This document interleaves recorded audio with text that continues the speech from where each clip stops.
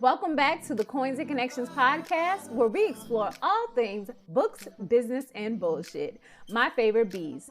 I'm your host, the fairy coin mother, Cinquanta Cox-Smith of www.cinquantacoxsmith.com. Now let's get into today's episode.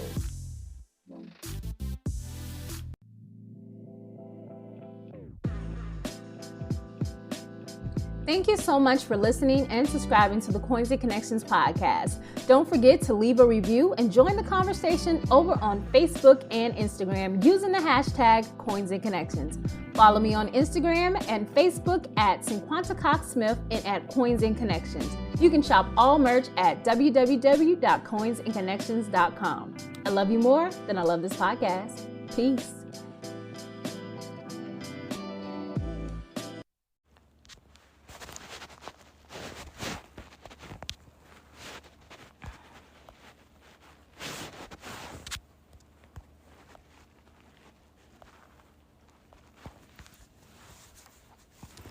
Hey guys, welcome back to the Coins and Connections podcast. It's your girl, Cinquanta Cox-Smith of www.cinquantacoxsmith.com. Smile for me. This is episode 194, and I am going to give you guys a little life update, and we are going to be talking about the slowdown. More importantly, I'm realizing that I had moved to Texas in 2020 of September. A lot of BS happened in 2021. 2022 was a blur. And 2023 seems to just be moving right the fuck along, okay? It is moving. It is going to be May in a few weeks. And I'm just like, we just got here. So that is kind of how I am feeling.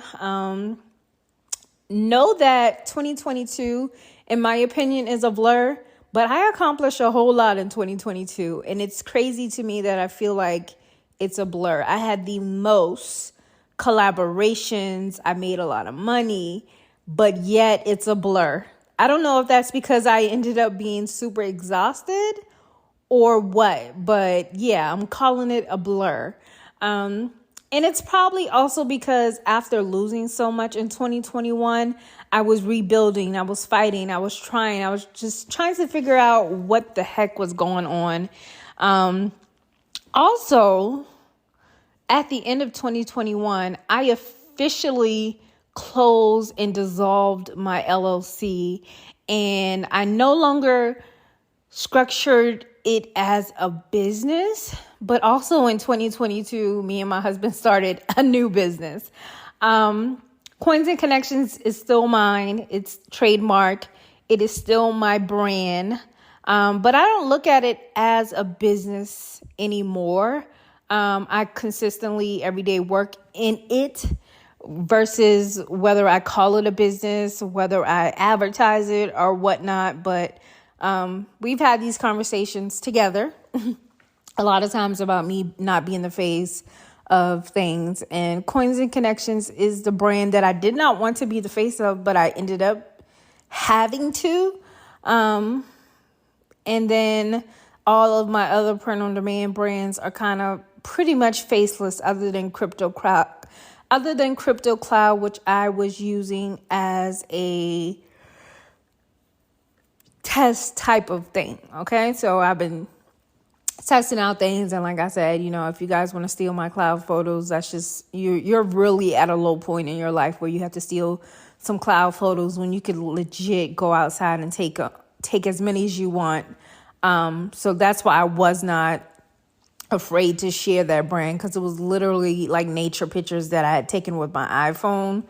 And it just kind of got to the point where, yeah, that's an idea, but there's so many other sites, or there's so many other print on demand brands who do the exact same things with like photos, and most of them are probably using Google Photos or whatever. But steal an idea, whatever, I don't care. You're a lowlife, and that's my opinion. But I have been very overstimulated with just things. And I'm at a slower place. I'm at a slower pace in my journey of print on demand.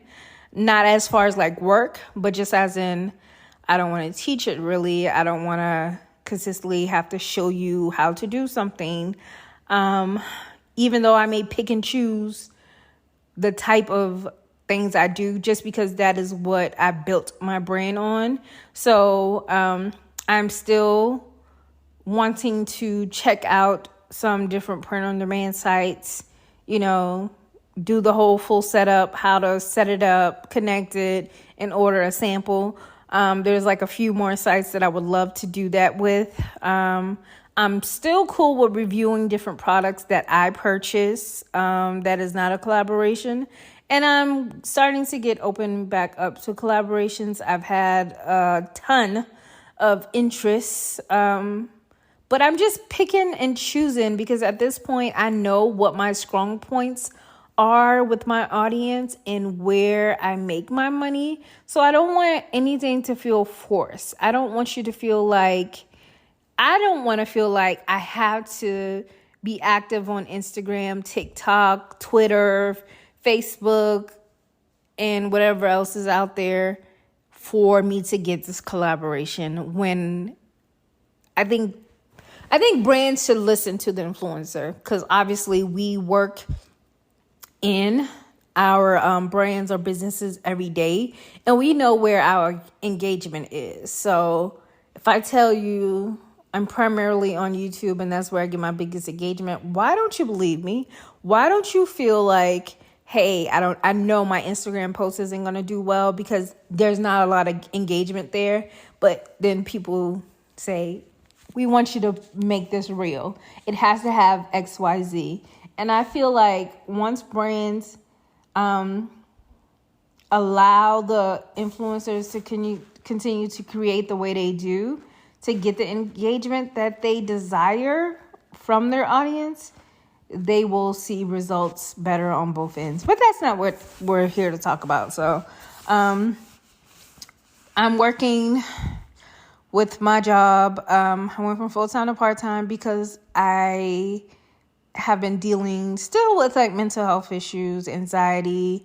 Had a really bad panic attack earlier this year to the point where it affected me all day long and I just could not shake it. And, I'm still struggling through that. But the biggest thing and the biggest lesson that I'm trying to figure out, I think I have such a bold and outgoing and fun personality that you really don't know that I'm not okay. And I want to get out of the habit of when someone asks me how I'm doing, I want to get out of the habit of saying, oh, I'm fine, I'm good. When honestly, I want to fucking run as fast as I can to the middle of nowhere, like Pink said, to the middle of my frustrated affairs. Just like, that's what I really want to say. Like, there's a million things going through my brain. I'm all over the place. I can't focus. I get flustered and hot when I'm in Walmart, when I'm in the mall. Talking on the phone makes me anxious. Seeing a lot of messages on my phone makes me anxious. Like, I really want to say all of this, but when you've gotten to the point where sometimes you don't feel heard, it's like you just suck it up, okay? So I'm just at that place of finding my voice again, and being able to just be like, you know what? I'm really not the fuck okay. And if you can't understand that, then I don't know. Like, that's where I am right now. I don't want to do too much on that. Don't want to deal with you. Don't call me. Don't text me. I'm fine. But just, like, I'm fine in my own little world without you adding your extraness above. And I'm just at a place where I can't be here for anyone else right now. Like, the cap is my kids and my husband and my dog. Anything outside of that, I really don't have the space to deal with. Because ultimately I almost have no choice but to deal with work. And that has its own stressors, in between. But I let go of all my courses on my Gumroad just because a lot of information was outdated, but still really good information. And I no longer want to really teach. I've been dealing with this for the past few years. I closed 2 Facebook groups. I stopped taking calls. I started taking calls. And this time it is my courses. So there's nothing there. I am exhausted. I no longer want to tell people what to do. After giving advice for so long, you just like, whatever. People are going to do whatever they do. And they're going to live however they want to live. So I no longer want to give advice. I no longer want to show you. I have had so many instances where as I was coming up, I tried to bring the people who were closest to me or people who I knew wanted something different along, and they weren't receptive. And then now they're in that stage of they're doing that. Or, people are creating new businesses and things. And I don't have the mental space to help. And that is like, I'm not going to say I've outgrown that, but I don't have it in me to give in that way where I can help you. There is too much information out there. Use that. I don't have it. I ain't got it. So it's so weird feeling that way, but also I realize that I have to speak my truth. I have to, acknowledge my feelings and how I feel about things. And then, work, teach, show isn't my top priority anymore. It's more so being there for me, and understanding me and getting all the help that I need in whatever forms that may come in. So that's where I am, like personally and business. And I'm just continuing to love myself, to continue to learn and grow, and to create from my own comfort zone. And I think that will continue to make me a better person. And it is being more out of the spotlight. Yes, I'm not there, but I have so much that I've given that can live on for eternity. And that's not to say, I didn't quit my print-on-demand business. If you listen to the print-on-demand weekly recaps, I'm pretty much alive and well, getting these deposits and uploading. So that hasn't changed. It's the only thing that has changed about it that I'm no longer doing it publicly. I'm no longer talking about it. So that piece of my work is just for me. A move is coming, which also causes a lot of frustration, a lot of just change, big change. My husband is going to retire in probably anywhere between the next 5 years. Another life change. My son is going to graduate high school next year. My daughter is going to high school next year. Well, not next year. My son will be a senior next school year. My daughter will be in high school next school year. And again, that's just more life changes. So, life is forever changing, but the next 5 years for me and my family is going to be crucial. Where are we going to lay down our roots? Where is my kids going to college? Graduation parties, prom, dating, license, car. My son got his permit in December. Now he is a licensed driver. So buying a car, and then I'm sure my daughter will want to follow in his footsteps by the time she's 10th grade, 11th grade. And it's just like, oh my God, how did they get here so fast? And then me deciding what life looks like as an empty nester and a wife of a retiree. I always said I want to retire when my husband retires. What does that look like? Am I saving enough money? Do I have to go hard the next 5 years to make sure that that nest egg is well so we can just live off of that? How did we set up our kids for success? Like, so many thoughts and things go through my mind, and that's just because I'm a ball of emotions. I am all over the place. Like I said in the beginning, I'm overstimulated. And there's so many things to like look forward to, but also decide on. So I wanted to make sure that I gave you guys a life update because we are literally a few episodes away from 200. And I don't know what will happen after 200. I am a fan of creating goals and moving on. So 200 has been my goal for a long time. So I don't know if I'm going to do a monthly print-on-demand weekly recap. I don't know if I'm going to continue with that. I was super consistent for 15 weeks. And I'm super proud of myself for that. And I'm like, yeah, I gave it my all.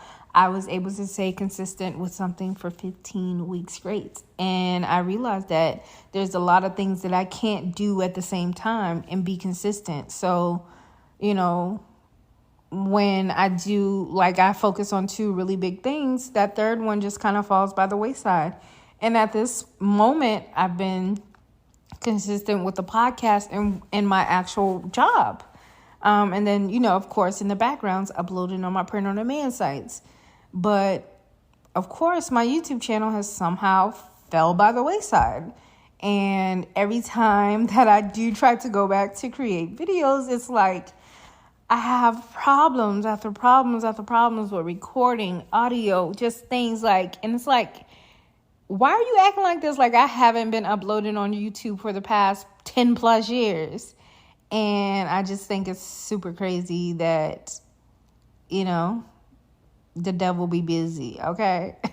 But I never quit. I keep going, and, you know, failure just motivates me. One thing about it, I have failed a lot. I have failed hard.